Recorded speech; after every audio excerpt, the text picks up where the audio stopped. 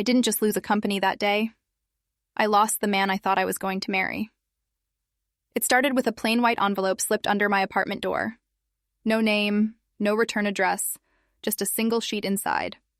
A formal letter from a law firm telling me I was no longer part of the company I had built from scratch. According to them, I had voluntarily signed over my shares in exchange for a severance payout. Only, I'd never signed anything. I grabbed my phone, my fingers shaking so hard I could barely type Daniel's number. Straight to voicemail. I sent a text. Nothing. Email. No reply. It was as if he'd fallen off the planet. Except he hadn't. Mia, our mutual friend, sent me a link with just 3 words. Brace yourself, girl. The article nearly stopped my heart. Daniel Price sells Artisan Link to venture giant for $42 million. There was our photo. Well, his half of it. My side cropped out, his smile smug and camera ready. The man who used to hold my hand in investor meetings now looked like a stranger who'd just robbed me blind. The room tilted. My chest tightened. Every night we'd worked late, every pitch we'd rehearsed, every promise. All of it suddenly felt like a setup. I spent that night in silence. Not crying, not screaming. Just thinking. Replaying every moment I'd let him handle the paperwork so I could focus on the creative side. By sunrise, the shock had hardened into something else. See, Daniel thought he'd cut me out clean. He thought the story was over, but he'd forgotten one detail. One small, fatal detail. My name on the original provisional patent filing. That's the thing about IP law. If your name is on that provisional, you're legally recognized as an inventor. And an inventor owns the rights. He'd refiled under his name, sure, but he couldn't erase mine from that first filing. That meant, whether he liked it or not, I still had a claim. I closed my laptop slowly, the corner of my mouth curling into a smile I didn't recognize in the mirror. He had no idea I'd just spotted my way back in. And I wasn't coming for a piece of what he took. I was coming for all of it, with interest. Before I tell you exactly how I turned his $42 million payday into my victory lap, let me make something clear. If you've ever been betrayed by someone you trusted, this isn't just my story. It's yours too. And if you like watching the bad guy choke on their own game, you might want to stick around. Because Daniel Price was about to learn something he'd never forget. When you steal from me, you don't just give it back. You pay. My name is Ava Morgan. And before all of this, I was just a software engineer with a stubborn streak and a love for handmade things. I grew up watching my grandmother weave rugs in her tiny workshop, each pattern telling a story. She never made much money, but her work had soul. That stuck with me. When I was 26, I left a stable but boring job at a fintech company and started building Artisan Link, an online marketplace that connected small, independent artisans with global buyers. No middlemen, no ridiculous fees, just creators and customers. I poured every hour, every dime, and every piece of myself into it. I met Daniel at a startup networking event. He wasn't just charming, he listened. He knew all the right questions to ask about my prototype. And when he laughed at my joke about APIs, I thought, finally, someone who gets it. A few weeks later, we were co-founders. A few months after that, we were sharing an apartment. Business meetings bled into dinner dates, and work trips felt like romantic getaways. We talked about IPOs and wedding venues in the same breath. Daniel handled the investors. He had a knack for people, closing deals over cocktails, charming venture capitalists wit, the same smile he used on me. I handled the tech. It worked. Or at least it seemed like it did. Looking back now, the signs were there. The day we got our first big funding round, Daniel insisted I let him streamline our paperwork. You focus on the platform, he told me. I'll deal with the boring stuff. He'd slide contracts across the table, already flagged where to sign, always in a rush. I never questioned him. Stupid, right? The man I shared a bed with was also the man quietly laying the legal groundwork to cut me out. It wasn't just the betrayal that burned. It was the intimacy of it. The way he'd memorized my signature. The way he'd probably rehearsed the day he'd dropped that letter under my door. And yet, I never let on that I'd found the patent loophole. I smiled when Mia asked how I was holding up. I even congratulated Daniel publicly on the sale, a polite, hollow post on LinkedIn. Because the truth is, revenge works best when they think you're done. I started meeting with a quiet, sharp-eyed IP lawyer named Claire. She didn't ask why I waited. She just listened, then said the words I'd been waiting to hear. You have a case, and if we play it right, you can do more than just get your name back on that patent. You can take the profits, too. I walked out of her office into the sharp winter air, my hands jammed into my pockets, a single thought circling in my mind like a mantra. This wasn't going to be a negotiation. It was going to be an execution. The thing about revenge is that it's not about speed. It's about patience. I didn't rush. I didn't fire off angry emails or show up at Daniel's office screaming like some messy ex. That's what he would have expected, and I wasn't going to give him the satisfaction of seeing me flail. Instead, I started small. Claire and I went through every document tied to Artisan Link. She found patterns, subtle manipulations in dates, wording that made it look like I'd signed agreements months before I even knew they existed. Instead, it was almost impressive the lengths Daniel went to make the theft look clean. Almost. Then we pulled the provisional patent. There it was, in black and white. Inventor. Ava Morgan. That single line was my weapon. With it, we filed a notice of co-ownership with the patent office, freezing any licensing deals Daniel tried to push through until the dispute was resolved. I didn't tell him. I wanted him to feel it first, the quiet, creeping panic when calls from potential buyers started going cold. Meanwhile, I played my role, smiling when I ran into people from our old investor circle, posting casual updates on social media that hinted I was exploring new ventures. Then I started planting seeds. I accidentally let slip to an industry contact that Daniel had been having trouble with some legal paperwork. I knew it would spread. In our world, rumors move faster than press releases. The first crack appeared 2 weeks later. He called me. Ava. His voice was tight, almost too controlled. Hey, can we meet? Just to talk things out? I kept my tone light, almost friendly. Sure, Daniel, but my schedule's tight. Maybe next month? The silence on the other end told me everything. The clock had started ticking for him. What he didn't know was that Claire had also found something else. Remember that $42 million sale? The payment wasn't all up front. A huge chunk was tied to post-sale performance milestones that now couldn't be met without resolving the patent dispute, which meant, legally, half of those future profits were mine. The next move was bolder. I scheduled a quiet lunch with the CEO of the company that had bought Artisan Link. We'd met once at a conference, and I knew she respected straight shooters. I laid out my side of the story. Calm, factual, unshakable.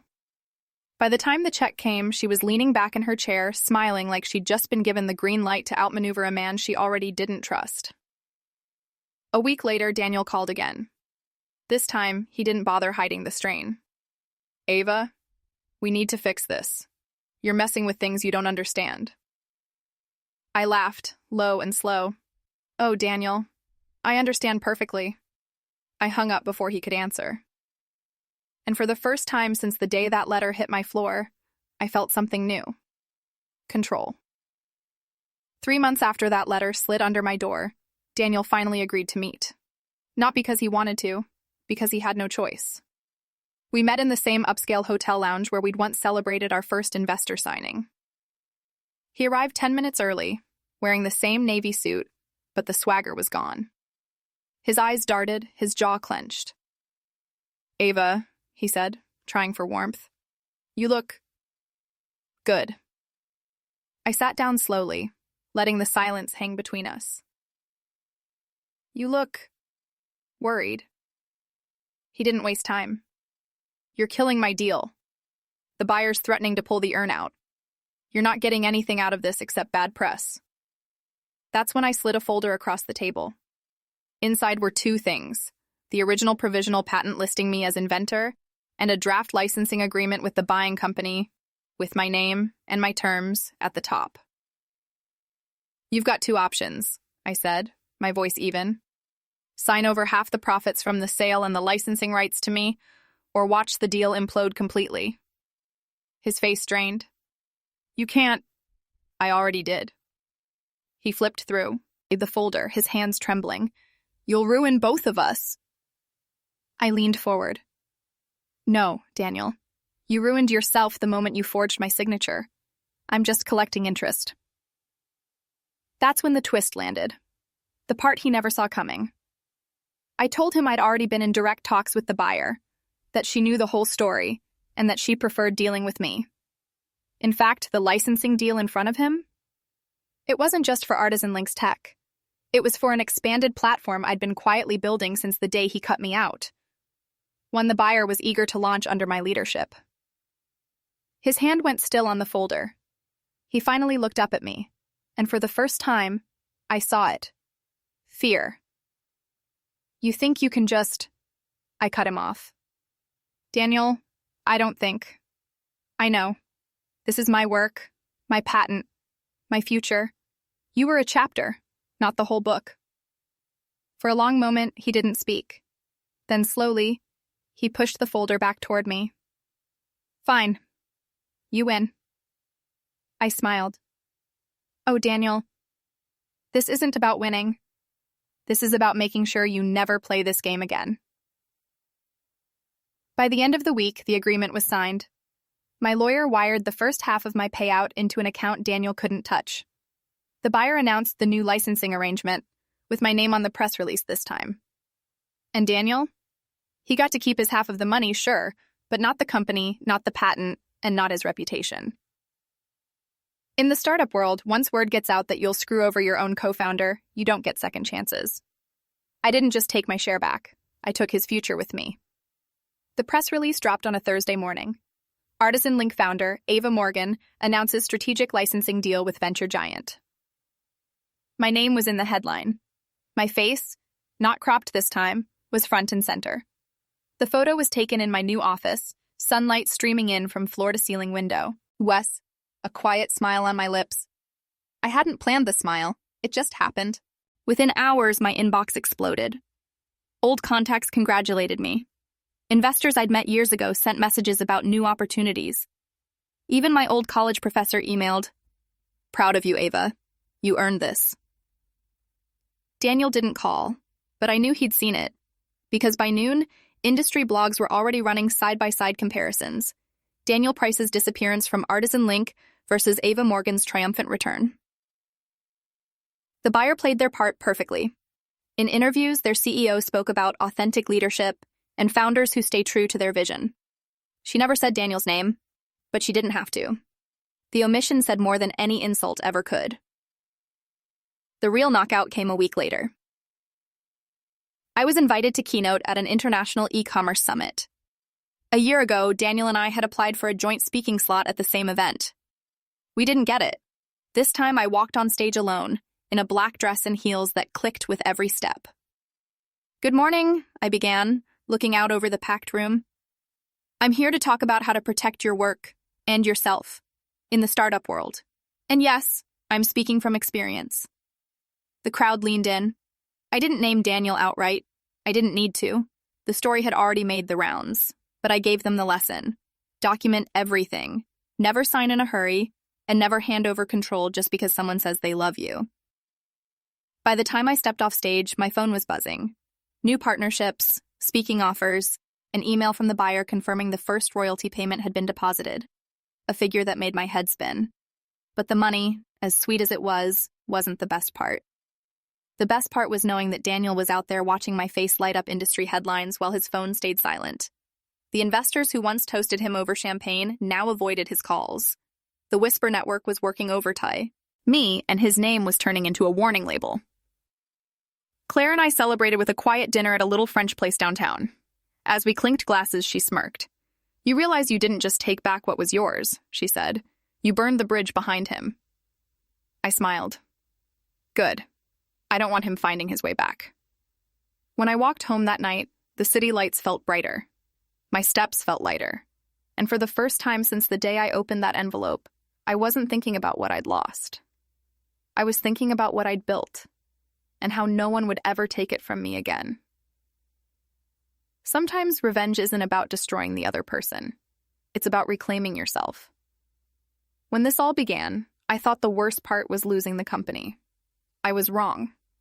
The worst part was realizing that the person I'd trusted the most, in life and in business, had been planning my exit long before I saw it coming. That's the kind of betrayal that burrows under your skin. But here's the truth I learned. Betrayal can also sharpen you. It forces you to see who you are when the safety net is gone. And in my case, I found out I'm not the kind of woman who folds. I'm the kind who fights smarter. Daniel is still out there. I hear bits and pieces. A consulting gig that fell through, a failed pitch for a new app. He's not starving, but in the startup world, credibility is everything. And once it's gone, there's no reboot button. I don't check on him. I don't need to. My victory isn't measured in his failures. It's in the fact that I wake up every morning building something that's mine, without a shadow hanging over it. Artisan Link's licensing deal is thriving. The artisans we work with are shipping to more countries than ever. Every time I get an email from a small business owner saying, "Your platform changed my life," I'm reminded why I fought so hard to take it back. And maybe that's the real twist. The money was great, yes, but the real payoff was reclaiming the work I believed in. I didn't just get justice, I got my mission back. If you're listening to this, and someone's stolen something from you, your idea, your work, your trust, hear me. They haven't won. Not yet. The story isn't over until you decide it is. It won't be easy. You'll have nights when you question yourself, days when you want to quit. But there's power in playing the long game, in letting them think they've beaten you, only to come back and take it all, legally, publicly, and without apology. That's what I did, and I'd do it again. So the next time someone underestimates you, remember my name, Ava Morgan, the woman who lost everything to her partner and walked away with the profits, the patent, and her future intact. And if you want to hear more stories where the bad guys choke on their own game, you know what to do. Subscribe. Stick around. I've got plenty more. Because in my world, the best kind of revenge is the kind they never see coming.